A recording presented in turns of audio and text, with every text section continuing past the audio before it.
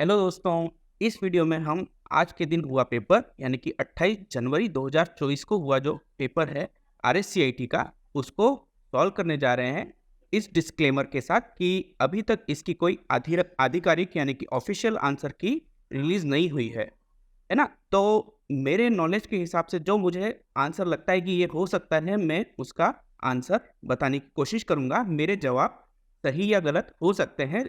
Actual answer की जब आ जाएगी तो वो ही एक्यूरेट मानी जाएगी। ठीक है, तो चलिए इस पेपर को शुरू करते हैं। इसका पहला क्वेश्चन है पावर पॉइंट से रिलेटेड। पावर पॉइंट 2010 में आपको अपना प्रस्तुति ऑनलाइन प्रसारित करने और दूसरों के साथ लिंक साझा करने की अनुमति देने वाली कौन सी सुविधा है? तो इसका सही जवाब मुझे लगता है बी आंसर है, ब्रॉडकास्ट स्लाइड शो। ठीक है, अगले क्वेश्चन की तरफ बढ़ते हैं हम। क्वेश्चन नंबर 2 है, ये भी पावर पॉइंट से रिलेटेड है। पावर पॉइंट 2010 रिबन में स्लाइड जोड़ने, हटाने और स्वरूपित करने के लिए आदेश देने वाला कौन सा टैब है? यानी कि विच tab is the power point 2010 ribbon contains the command for adding, deleting and formatting slides. ये सब हमें किस में मिलता है? होम टैब में, है ना। होम टैब में हमको स्लाइड को, नई स्लाइड जोड़ना, हटाना और उसको चेंज करने के लिए फैसिलिटी मिलती है, उसके बारे में है। ठीक है, सही आंसर है ए, होम टैब। ठीक है, अगला क्वेश्चन है हमारा क्वेश्चन नंबर 3। प्रेजेंटेशन के स्लाइड शो को शुरू करने के लिए हम कौन सी की प्रेस करते हैं? इसका सीधा सा आंसर है F5 यानी कि ए। क्वेश्चन नंबर 4, एक सर्च इंजन द्वारा सूचनाओं को जोड़ने के लिए किसका उपयोग किया जाता है? ये है इसके 4 option. Web crawling, web spider, option B है इंडेक्सिंग, ऑप्शन सी है सर्चिंग, या सभी। एक सर्च इंजन जो है वो इन सभी चीजों से मिलकर बनता है, तो इसका आंसर होता है ऑप्शन डी। ठीक है, बढ़ते हैं नेक्स्ट क्वेश्चन की ओर। क्वेश्चन नंबर 5 है, कंप्यूटर को ऑन करने की प्रक्रिया क्या कहलाती है? तो उसको बोलते हैं बूटिंग, यानी कि ऑप्शन डी इसका सही आंसर है। क्वेश्चन नंबर 6, निम्नलिखित में से कौन सा एक इनपुट डिवाइस का उदाहरण है? तो इनपुट डिवाइस क्या होती है जिससे इनपुट दे पाए कंप्यूटर के अंदर? ठीक है, तो वो होता है स्कैनर। बाकी सारे जो ऑप्शन है वो आउटपुट डिवाइस के एग्जाम्पल हैं, तो ऑप्शन ए इसका करेक्ट आंसर है। क्वेश्चन नंबर 7 है, ओटीपी का उपयोग सुरक्षित ऑनलाइन लेन देन के लिए अतिरिक्त सुरक्षा सुविधाओं में से एक के रूप में किया जाता है।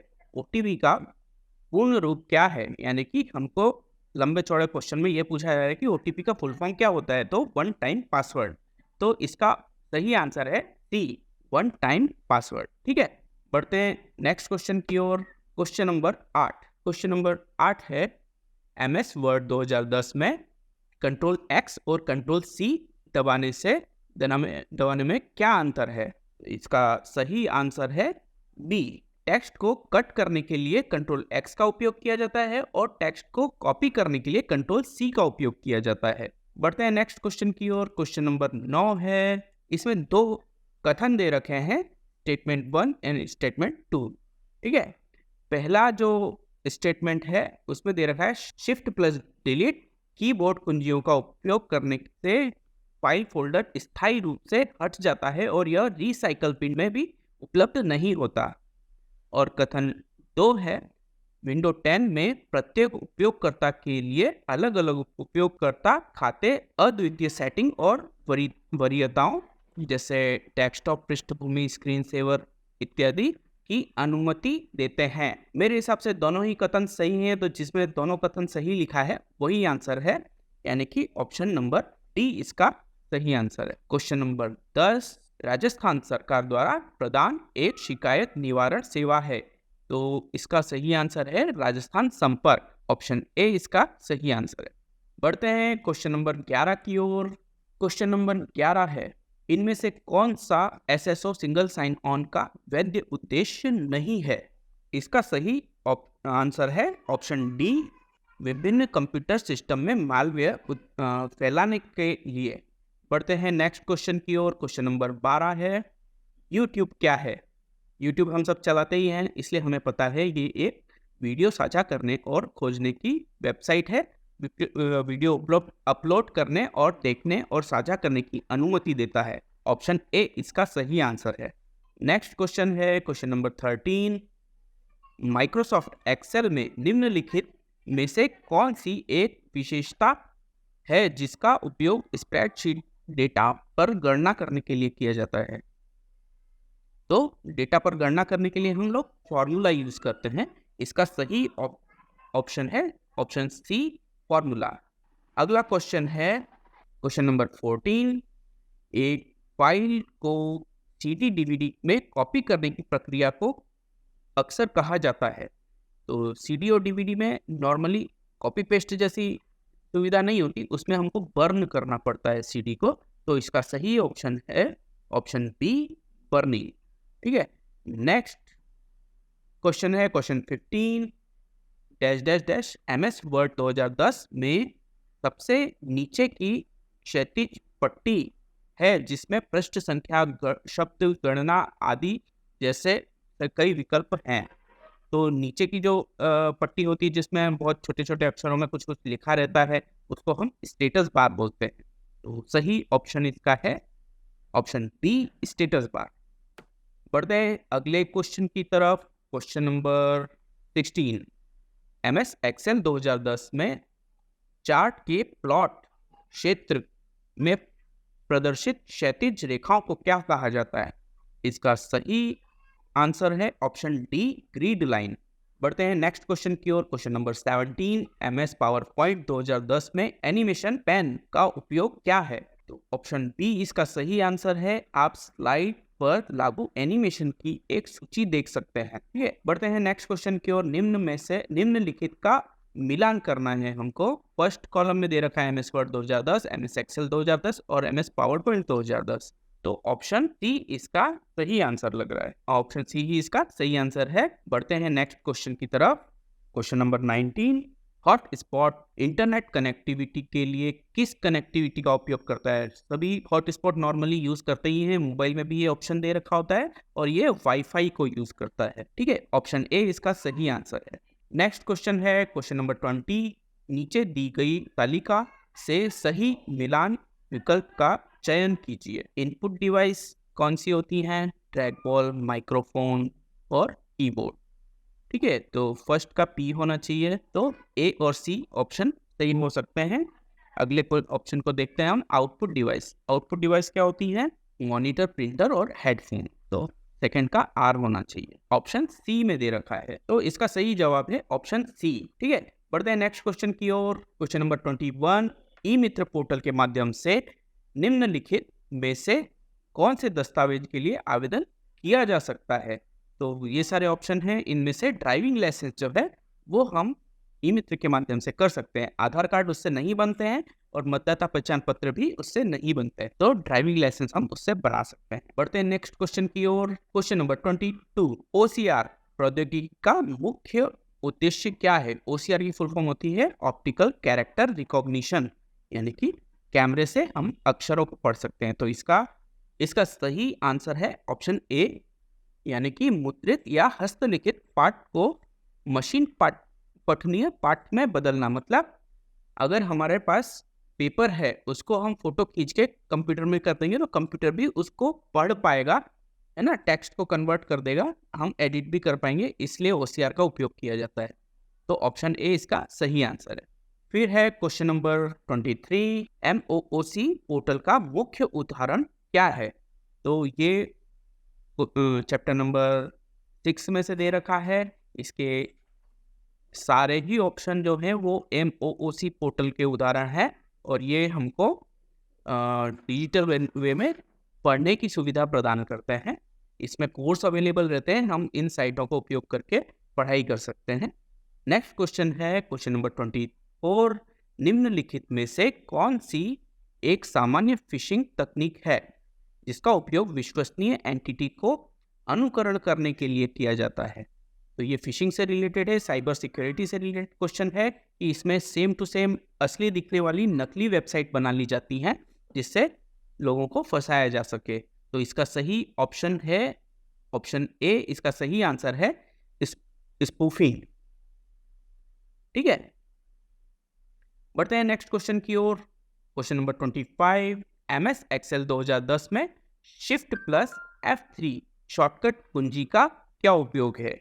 तो इसका सही जवाब है ऑप्शन डी, फंक्शन को सम्मिलित इंसर्ट करने के, मतलब फंक्शन को इंसर्ट करना हो तो हम शिफ्ट के साथ F3 दबा देते हैं, तो फंक्शन वाली विंडो आ जाती है जिसमें हम अपनी तरफ से भी कोई फंक्शन बना सकते हैं या बने बनाए फंक्शन को इस्तेमाल कर सकते हैं।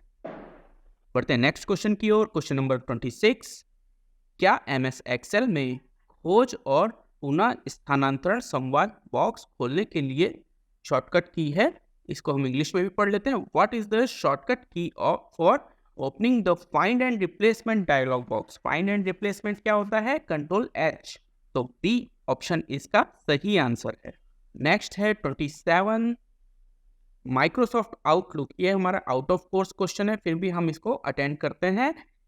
माइक्रोसॉफ्ट आउटलुक जो है वो काफ़ी टाइम से सिलेबस से हटा दिया गया था, फिर भी इन्होंने एक क्वेश्चन डाल दिया है, कोई बात नहीं, इसका क्वेश्चन हम पढ़ लेते हैं। माइक्रोसॉफ्ट आउटलुक में नए कैलेंडर अपॉइंटमेंट बनाने के लिए कौन सी शॉर्टकट की उपयोग की जाती है?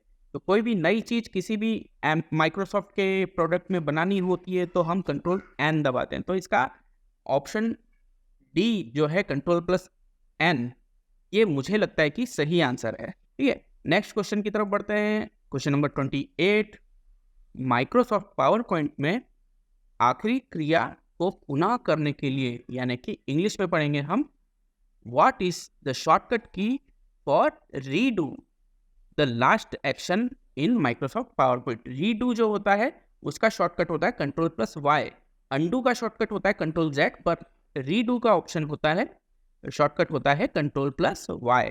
तो ए ऑप्शन इसका मुझे लगता है सही आंसर है। क्वेश्चन नंबर 29, माइक्रोसॉफ्ट एक्सेल में नए वर्कशीट डालने के लिए कौन सा शॉर्टकट कुंजी है? वही ऑप्शन जो हमने आउटलुक में कंसेप्ट लगाया था, कोई भी नई पूरी की पूरी शीट डालनी है तो हम क्या यूज करेंगे?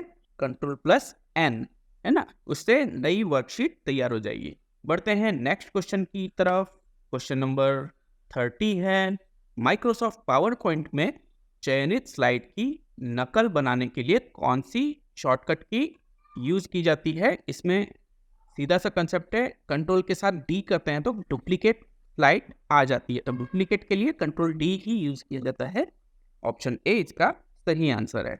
Next question, question number 31, Microsoft Excel में सक्रिय सेल के पूरे स्तंभ को चयन करने के लिए कौन सी शॉर्टकट कुंजी है? यानी कि हमको पूरा का पूरा कॉलम सिलेक्ट करना है, कॉलम के लिए कंट्रोल के साथ स्पेस बार दबाते हैं और रो सिलेक्ट करने के लिए शिफ्ट के साथ स्पेस बार।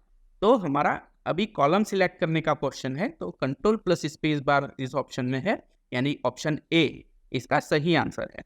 नेक्स्ट क्वेश्चन है क्वेश्चन नंबर 32, MS एक्सेल में सेव एज संवाद खोलने के लिए कौन सी शॉर्टकट की काम में ली जाती है? यानी सेव एज खोलना है हमको, कंट्रोल S के साथ खुलता है ये, है ना, ऑप्शन ए इसका सही आंसर है।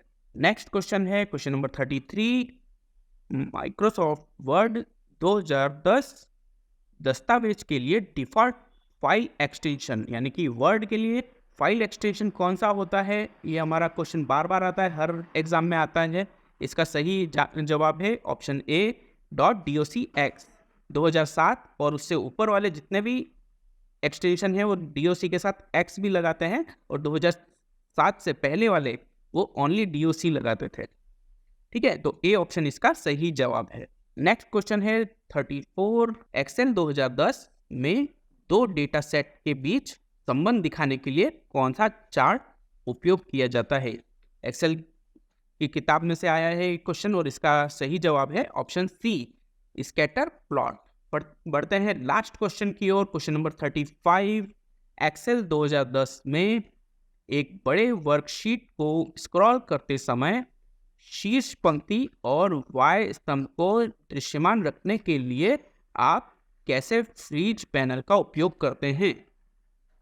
तो इसका सही जवाब है ऑप्शन बी, व्यू टैब के तहत स्प्लिट विकल्प का उपयोग कीजिए। ठीक है, अगर आप मेरे किसी जवाब से सहमत नहीं हैं तो आप मेरे को कमेंट सेक्शन में बताइए मैंने किस सवाल का गलत जवाब दिया है, या आप ने किस क्वेश्चन में गलत आंसर कर दिया है ना? और फिर से एक बार डिस्क्लेमर दे दूँ कि अभी तक कोई ऑफ़िशियल आंसर की इसकी नहीं आई है। ये जितना भी मैंने सॉल्व किया है वो मैंने अपने खुद के नॉलेज से इसको सॉल्व करने की कोशिश की है और बेस्ट से बेस्ट सॉल्यूशन देने की कोशिश की है। Thank you.